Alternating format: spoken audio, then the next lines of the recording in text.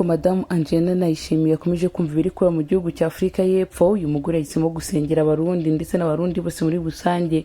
Avuga neza ko amasengesho amwe mu masengesho agiye gusengera abarundi, cyane cyane abarundi bari muri Afurika y'Epfo. Ni isengesho rivuga ati: Data nyiri ibihe byose, Mana ukomeye, tweretse imwe mu bihugu bitandukanye byo ku mugabane wa Afurika bitifuriza iterambere ibindi bihugu. Ese ubundi ibi ngibi byatangiye gute?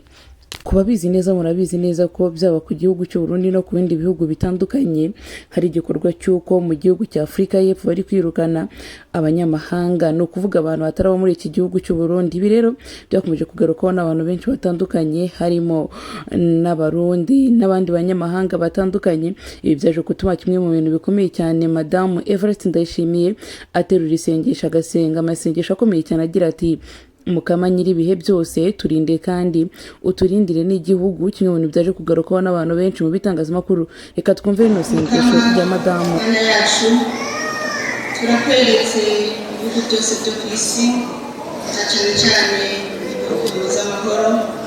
Turagusabye wese amahoro abo bose bayabuze mu mitima.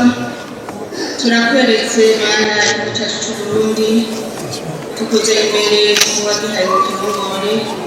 Tungana tugushimira imyaka 6 iheze ari ku butegetsi. None byatabuja muje imbere n'abamuhaye ngo bamufashe kurongora.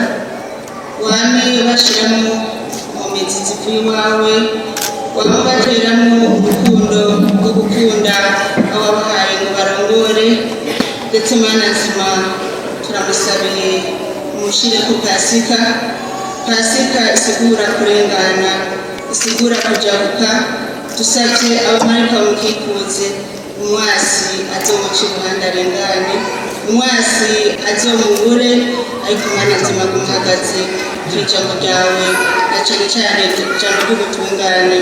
Databuja barifuza gukora ineza Imana ikamwitana imbere. Aho hose aba yakoze ibitaguhimbara, aho tujurije abarongoye 100% mubize kw'imbabazi.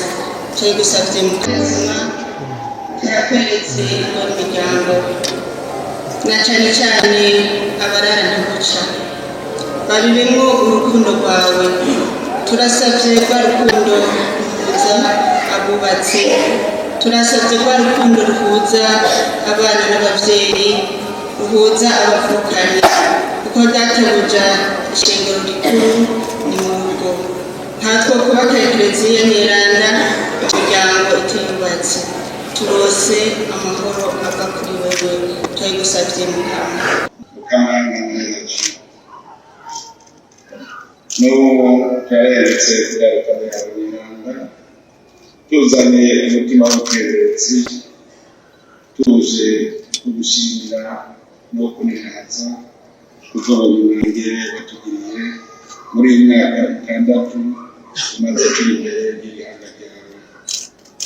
Mana nzima, baraturinze kuduhamagara ugushaka kurongora ihanga ryawe. Mana nzima, iri hanga bararinzi bonyene, bazi iyo ryavuye, abenshi bagenda bariheruye. Aho rero twagize imyifato mbi, aho twagize umutima ukekeranya ko tutari kumwe, turagusabye imbabazi. Nwamara kutugira imbabazi, uheze uduhezagire, udukureho agatima kare, udushiremo umutima mushasha. Mana nzima, urazi iri hanga waturagize umutima wawe. Bandanya kongereze ubwenge n'ubukerenzi kugira ngo dushobore kubandanya urugendo ruha kuri jambara kazoza n'intako akemereye.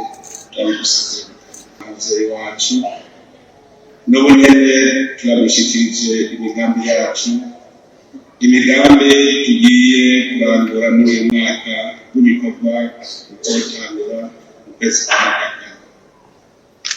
Turagusabye kongereze ubwenge n'ubukerenzi, uhe umutima mushasha indongozi z'igihugu, bashobore kubona neza ingene barangura imigambi irondera ubuzima abana.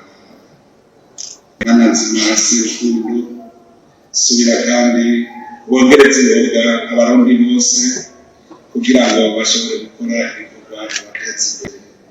Ubane natwe uduherekeze kandi uduhe umugisha twumvire Samantha.